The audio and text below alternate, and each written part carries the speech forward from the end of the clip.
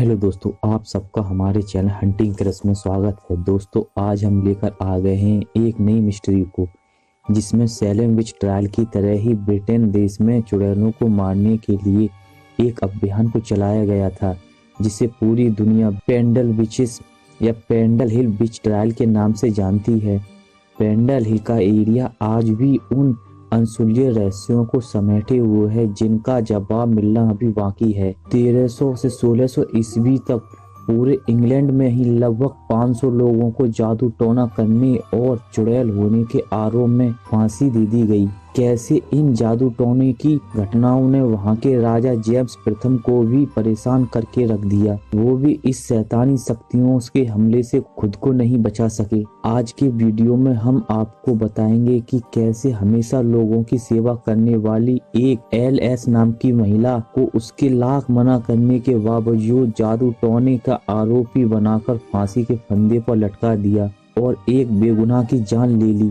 ये एक बहुत ही गंभीर तौर पर और असामान्य रूप से चलाया गया विच ट्रायल था, क्योंकि इसे वहां की अदालत के क्लर्क थॉमस पार्ट द्वारा आधिकारिक प्रकाशन the wonder discovery of which in the county of Lancaster में प्रकाशित किया गया था। इंग्लैंड में मौजूद लैंकास्टर कैसल आज उस विच ट्रायल की गवाही दे रहा है जो वहां पर किए गए। आज हम अपने वीडियो में इन्हीं सब रोचक तथ्यों के बारे में जानेंगे, तो बिना स्किप किए हुए हमारे वीडियो के साथ अंत तक बने रहें। तो बिना देरी किए हुए अब चलते हैं अपनी वीडियो की तरफ। 13वीं शताब्दी से 17वीं शताब्दी की प्रारंभ तक चुड़ैलें ग्रामीण जीवन का एक स्वीकृत हिस्सा थीं। वो गांव में एक चिकित्सा की तरह काम करती। वो जादू टोना करने के साथ ही जड़ी बूटियां और औषधियां बनाने का भी काम करती थीं। इंग्लैंड में 300 वर्षों से जादू टोने के मुकदमे चलते रहे, जिसमें 500 से ज्यादा लोगों को आधिकारिक रूप से फांसी के फंदे पर लटका के मौत के घाट उतार दिया गया था। पूरे पेंडल हिल में 2 परिवार ऐसे भी थे जिन पर जादू टोना करने का आरोप लगता रहा। पहला परिवार डेमाइक परिवार और दूसरा चैटॉक्स परिवार था। दोनों परिवार की मुखिया गरीबी से त्रस्त बूढ़ी विधवा औरतें थीं, जिनका नाम एलिजाबेथ साउथर्न उर्फ ओल्ड डेमाइक और दूसरी का नाम एनी हिस्टर उर्फ मदर चैटॉक्स था। लोगों का कहना है कि दोनों परिवारों में जादू टोने में खुद को बेस्ट साबित करने की होड़ लगी रहती थी। ये दोनों परिवार कभी भी एक दूसरे को पसंद नहीं करते थे और हमेशा से एक दूसरे के दुश्मन थे। ओल्ड डेमाइक को लोग 50 वर्ष से भी अधिक समय से काला जादू करने के लिए जानते थे। पुराने समय में कुछ लोग इसलिए भी जादू टोना करते थे जिससे वो जल्द से जल्द शोहरत कमा सकें, क्योंकि उस समय लोग जादू टोने में काफी विश्वास रखते थे और इन सब से बहुत ज्यादा डरते भी थे। इसीलिए ये चुड़ैलें लोगों के डर का फायदा उठाती रहती थीं। सन 1603 ईस्वी में थैंकिंग जेम्स के राजगद्दी संभालने से पहले उनकी जादू टोने में काफी रुचि थी। उन्होंने अपनी इसी रुचि के कारण एक पुस्तक लिखी जिसका नाम डेमोनोलॉजी था। जादू टोने में राजा की रुचि के कारण वहाँ जो भी कानून बनाए जाते वो राजा की सोच विचार के अनुसार ही बनाए जाते। एक बार लंकाशायर के न्यायाधीश ने 1612 ईस्वी में उन सभी लोगों के नाम की सूची मांगी जो चर्च में नहीं जाते थे। उस समय राजा को खुश रखने के लिए ही दोनों न्यायाधीशों ने चुड़ैलों को सजा सुनाई। इस कहानी की शुरुआत एलिजाबेथ डिवाइस और एक फेरी वाले जॉन लॉक के झगड़े से हुई। कुछ लोग मानते हैं कि जब ये घटना हुई तब एलिजा कहीं बाहर घूमने जा रही थी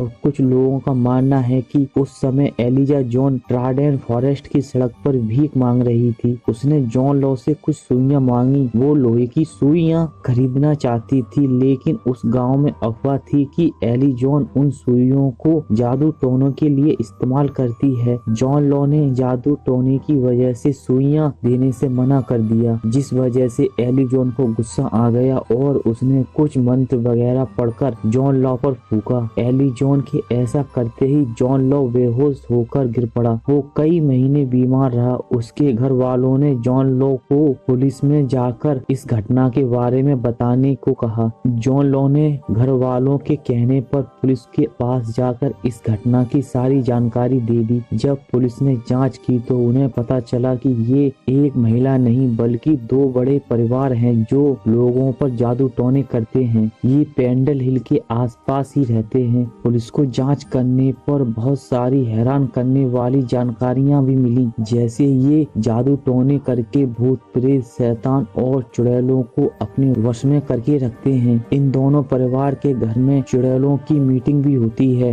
एक परिवार ने इन परिवार पर आरोप लगाया कि जेम्स डिवाइस ने जादू टोना करने के लिए उस एक भीड़ को चुराकर मार दिया। आपको बता दें कि जेम्स डिवाइस एली जॉन का भाई था। वहां मौजूद लोगों ने उस समय पुलिस को बताया कि वो हर महीने इन दोनों परिवारों को फीस देते हैं जिससे वो उनको चुड़ैलों और जादू टोने से बचा सकें। वहां कम से कम 10 लोगों की मौत ऐसी हालत में हुई जिन पर कहा जाता था कि इन लोगों पर चुड़ैलों ने हमला किया है। इन लोगों ने मरने से पहले बयान दिया कि इन पर चुड़ैलों ने हमला किया। पुलिस ने जांच में इन 10 लोगों की मौत को भी कत्ल करार दे दिया। जैसे जैसे जांच आगे बढ़ना शुरू हुई वैसे वैसे ये खबर आग की तरह पूरे एरिया में फैल गई। इंग्लैंड, स्कॉटलैंड और कई यूरोपीय देशों में खौफ फैल गया। पुलिस ने दोनों परिवारों के कई सदस्यों को गिरफ्तार कर लिया। जब इन लोगों को कोर्ट में पेश किया गया तो वहां उपस्थित कई लोगों ने कबूल किया कि वो जादू टोना करती हैं। कई लोगों ने तो खुद के चुड़ैल होने की भी बात कबूल की। एली जॉन ने पुलिस के सामने कबूल किया कि जब जॉन लॉ ने सुइयां देने से मना किया तो मैंने अपने साथ मौजूद एक शैतानी चुड़ैल को आदेश दिया था कि इसे सबक सिखाओ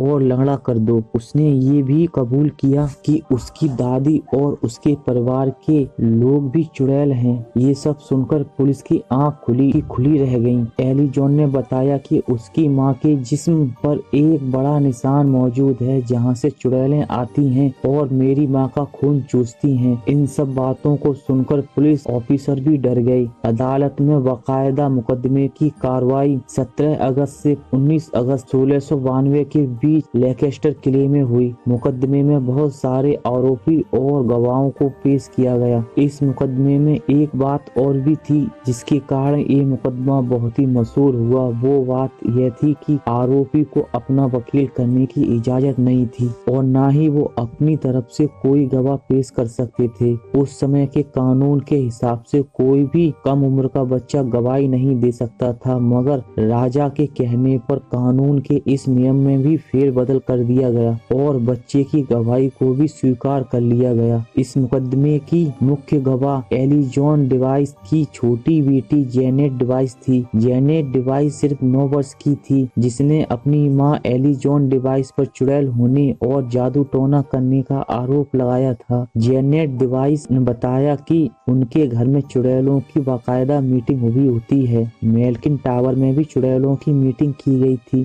इसी मीटिंग को सफल बनाने के लिए जेम्स डिवाइस ने उस भीड़ को मारा था। उसने अपने सगे भाई बहन के खिलाफ गवाही दी और कहा वो सब जादू टोना करते हैं और चुड़ैलें हैं। इस बात को सुनकर अदालत में मौजूद हर शख्स हैरान हो गया। 9 वर्ष की जेनेट ने वो सभी बातें अदालत में बताई जो उसने अपनी आंखों से देखी थी। उसकी बात सुनकर एली जॉन, जिसे एलिजाबेथ भी कहते थे, वो जेनेट पर चीखने लगी और कहने लगी, क्या तुम पागल हो गई हो? एली जॉन की इस हरकत से अदालत ने आदेश दिया कि एली जॉन को बाहर निकाल दिया जाए। अपने खानदान के खिलाफ गवाही में जेनेट एक अहम सबूत के तौर पर भी थी। इस मुकदमे में टोटल 11 अपराधियों के खिलाफ मुकदमा दर्ज किया गया था, जिनमें 9 औरतें और 2 मर्द शामिल थे। अदालत ने 9 अपराधियों को गुनहगार साबित करके मौत की सजा सुना दी और एक अपराधी को बेगुनाह करार दिया। सिर्फ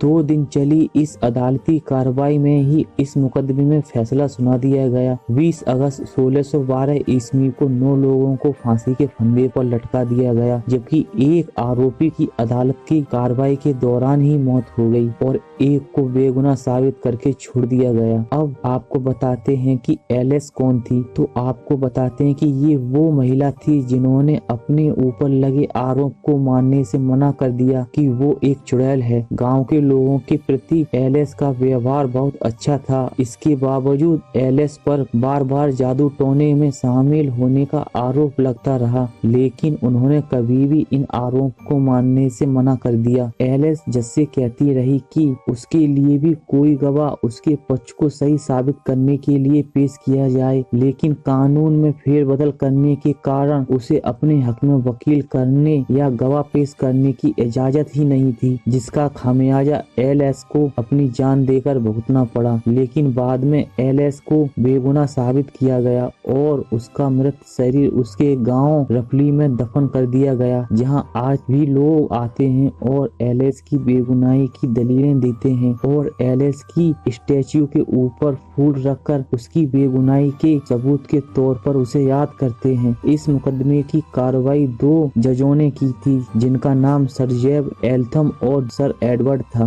बाद में इन दोनों जजों के बारे में लोगों को पता चला कि दोनों ने वहां के राजा को खुश करने के लिए ही इतनी सख्त सजाएं सुनाई थी, क्योंकि वो जानते थे कि राजा जेम्स भूत प्रेतों और चुड़ैलों पर विश्वास करता था और पूरी तरह से उस इलाके से चुड़ैलों को खत्म करना चाहता था। तो दोस्तों, ये थी पेंडल हिल की चुड़ैलों की कहानी। उम्मीद करता हूँ कि आपको ये कहानी जरूर पसंद आई होगी। अगर आपको ये कहानी पसंद आई हो तो प्लीज हमारे चैनल को सब्सक्राइब और वीडियो को लाइक करना ना भूलें। अगर आपका कोई सवाल हो तो हमें कमेंट सेक्शन में लिखकर जरूर बताएं। तो मिलते हैं अपने अगले वीडियो में एक नई कहानी के साथ। तब तक के लिए धन्यवाद।